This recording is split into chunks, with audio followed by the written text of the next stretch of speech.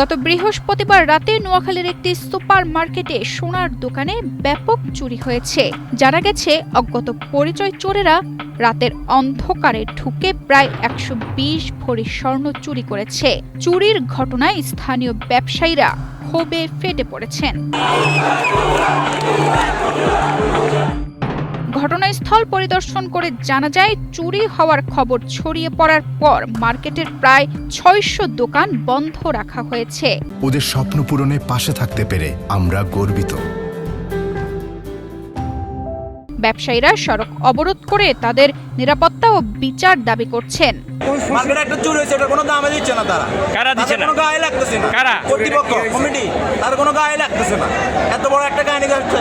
তারা প্রতিদিন 10:30টার পর মার্কেট খোলা রাখে রেস্টুরেন্টের জন্য। এটা কোনো কথা? একটা মার্কেট, এটা রেস্তোরাঁ হলে একটা কথা ছিল। একটা মার্কেট কেমনে 10:30টার পর খোলা রাখে? কমিটির কাছে বলছে, কমিটি বলে আমরা এই সম্বন্ধে কিছু জানি না। মানে এটা কি, এটা মার্কেটের কর্তৃপক্ষ, এটা তাই না? এটা আমরা সাধারণ ব্যবসায়ীরা কি এভাবে অবহেলা যাবে? কোনো নিরাপত্তা না আসিবে ততক্ষণ পর্যন্ত এই মার্কেট বন্ধ থাকিবে। আসার পরে যখন আমরা স্লোগান দিতেছি যে বুয়া বুয়া, তখন মানে সবাই তো বলতেছে, তখন উনি বলে কি তোমার এখানে কি? আমি বলছি আমার দোকান আছে।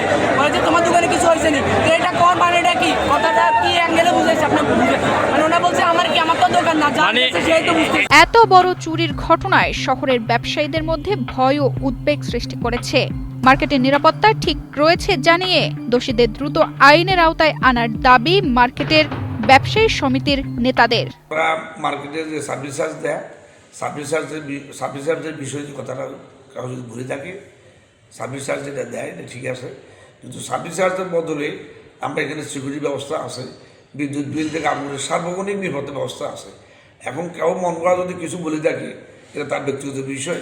এখন তো তার নিতান্তই এটা মার্কেটের বৈষম্যমূলক বক্তব্য বলে আমি মনে করি।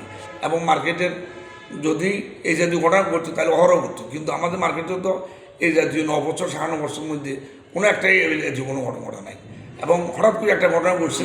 আমরা তো আমাদের মার্কেট কর্তৃপক্ষ আমরা যারা আছি, আমি সভাপতি থেকে আরম্ভ করে আমাদের সাধারণ সম্পাদক থেকে আরম্ভ করে যারা আছে মার্কেটের সদস্যরা, সবাই এটার জন্য আপ্রাণ চেষ্টা করতেছে। এবং পুলিশ প্রশাসন আপনারা এসে দেখছেন, প্রশাসনের লোকজন এখানে বসা আছে, তারাও আপ্রাণ চেষ্টা করতেছে এটা উদ্ধার করার জন্য।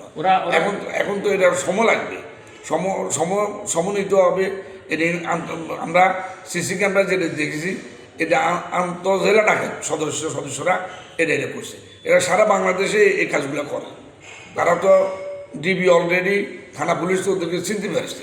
তো যাও, আমরা যে যাই বল মন করা বক্তব্য আমি পরিহার করার জন্য সবাইকে উদ্যত আহ্বান জানাই। পুলিশ ইতিমধ্যেই তদন্ত শুরু করেছে এবং সন্দেহভাজনদের শনাক্তের চেষ্টা চলছে, যদিও এখন পর্যন্ত কাউকে আটক করা হয়নি। স্থানীয়রা আশঙ্কা প্রকাশ করছেন, যদি দ্রুত ব্যবস্থা না নেওয়া হয় তবে এমন ঘটনার পুনরাবৃত্তি হতে পারে আবারও।